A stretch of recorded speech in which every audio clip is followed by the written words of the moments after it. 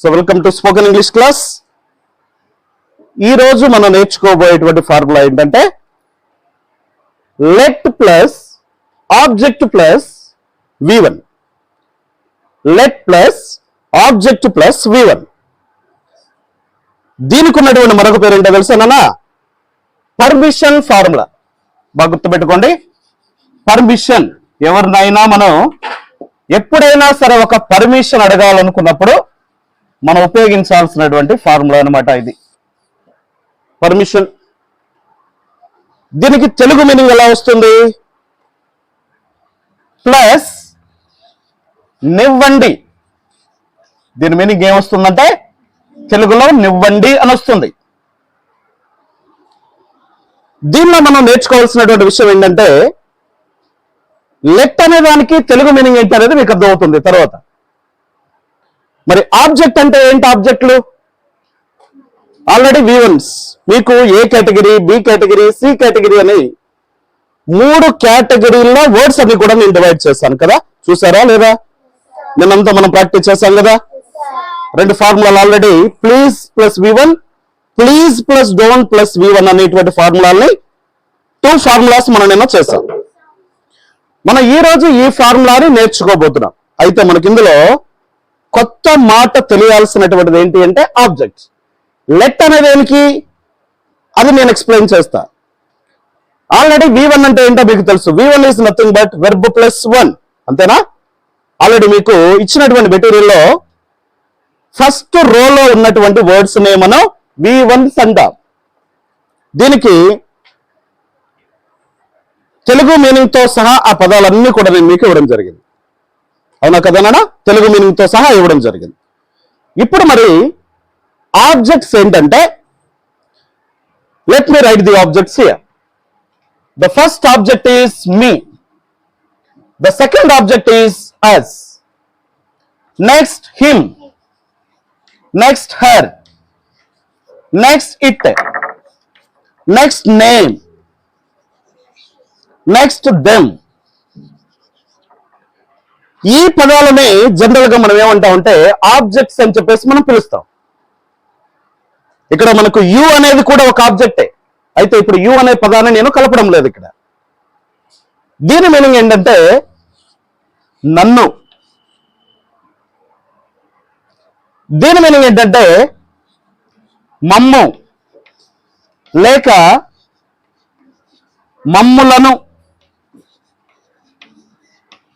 Okay, మమ్ములను. Him అంటే అతనిని, హర్ అంటే ఆమెను, ఇట్ అంటే దానిని. జనరల్ గా పేరు. నేమ్ అంటే ఏంటి? పేరు కదమ్మా. ఇప్పుడు సపోజ్ ఫర్ ఎగ్జాంపుల్ ఏదైనా సరే ఒక పేరు, ఫర్ ఎగ్జాంపుల్ రవి. రవిని అంటే ఆబ్జెక్ట్ లో మనకు మీనింగ్ ఎలా వస్తుందంటే రవిని అని వస్తుంది.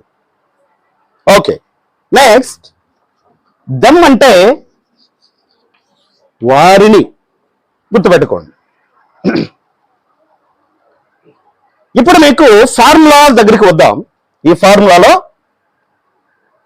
లెట్ అంటే తెలుగు మీనింగ్ వచ్చి నివ్వండి. గుర్తుపెట్టుకున్నానా? లెట్ అనే దాని తెలుగు మీనింగ్ ఏంటమ్మా? నివ్వండి. ఆబ్జెక్ట్ అంటే మనం ఉపయోగించుకోవాల్సినటువంటి ఆబ్జెక్ట్స్ ఇవన్నీ కూడా ఏంటవి? మీ, నన్ను, us, మమ్ము, మనలను లేక మమ్ములను. హిమ్ అతనిని, her ఆమెను, it దానిని, నేమ్ అంటే పేరును అని వస్తుంది.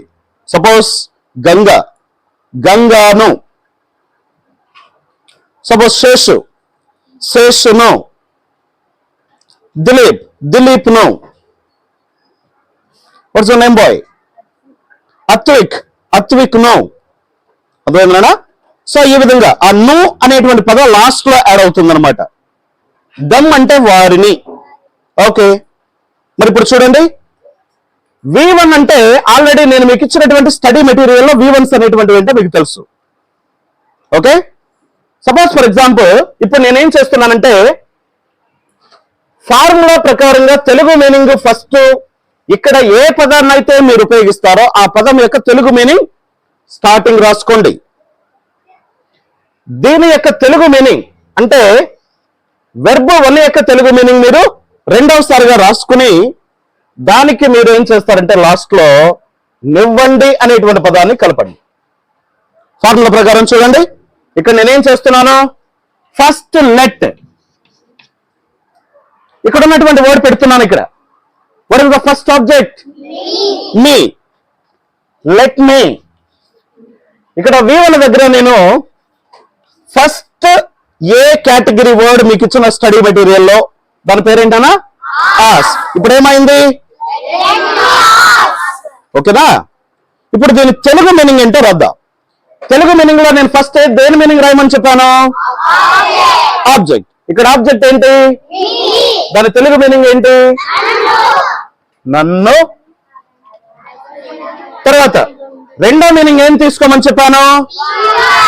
V1 ఏంటి ఇక్కడ? ఆస్క్ అంటే ఏంటి? ప్లస్ మూడవ మీనింగ్ ఏంటమ్మా? అడుగు ప్లస్ నివ్వండి, రెండు కలిపితే అడగనివ్వండి.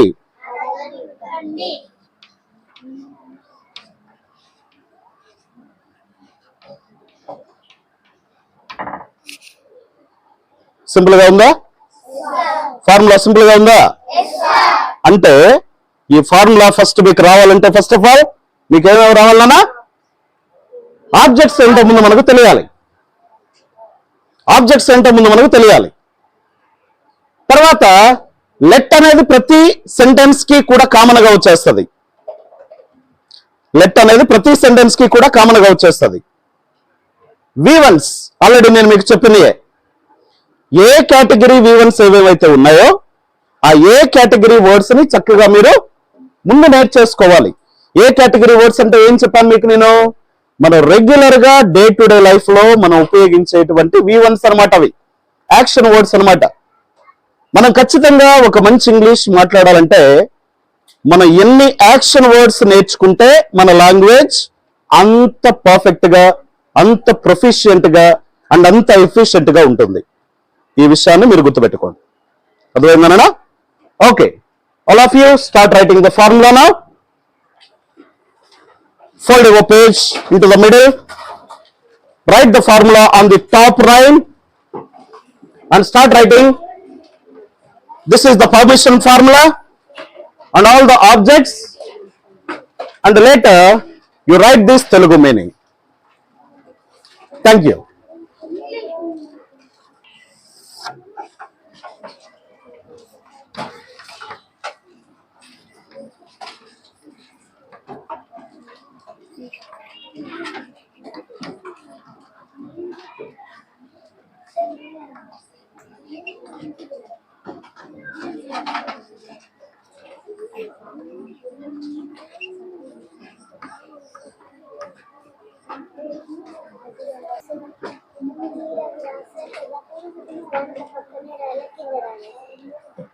నన్ను ఇవన్నీ ఫస్ట్ రాసుకోవాలి. మీరు ముందు ఫస్ట్ ఫార్ములా పెట్టండి.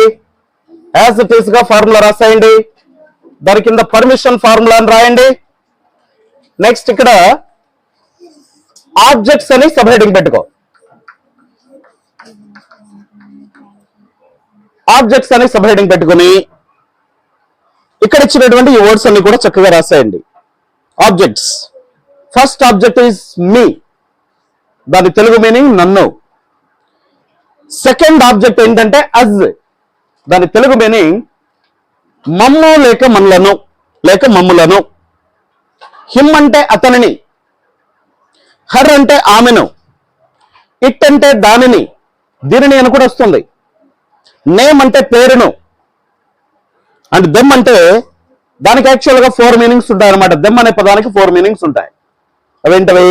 వారిని, వీరిని, లేక వాటిని, వీటిని. ఈ 4 మీనింగ్స్ లో మనం ఏవైనా సరే పెట్టుకోవచ్చు.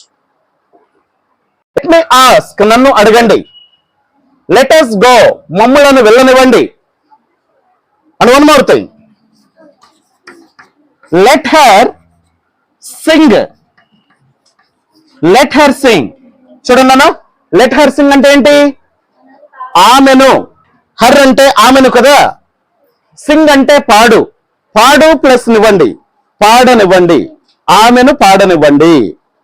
మనం పర్మిషన్ అడుగుతున్నాం అన్నమాట ఎదుటి వ్యక్తిని. సపోజ్ ఫర్ ఎగ్జాంపుల్ నువ్వు క్లాస్ నుంచి బయటికి వెళ్ళాలి కదా, ఓకేనా? క్లాస్ నుంచి బయటికి వెళ్ళాలనుకోండి, టీచర్ దగ్గరికి వెళ్ళి ఎక్స్క్యూజ్ మీ మేడం లేకపోతే ఎక్స్క్యూజ్ మీ సార్ అని అడిగిన తర్వాత లెట్ మీ గో అవుట్ అని మీరు అడిగితే సరిపోతుంది. May I go out sir అనే దానికి అడిగేదానికి బదులుగా let me go out sir అనేటువంటి మాట మీరు అడిగితే సరిపోతుంది. అలా ఎప్పుడైనా సరే ఎవరినైనా మనం ఒక పర్మిషన్ అడగడానికి ఈ ఫార్ములాను జనరల్ గా మనం ఉపయోగించుకోవచ్చు అన్నమాట. అందరికి అర్థమైంది కదా? Yeah, thank you.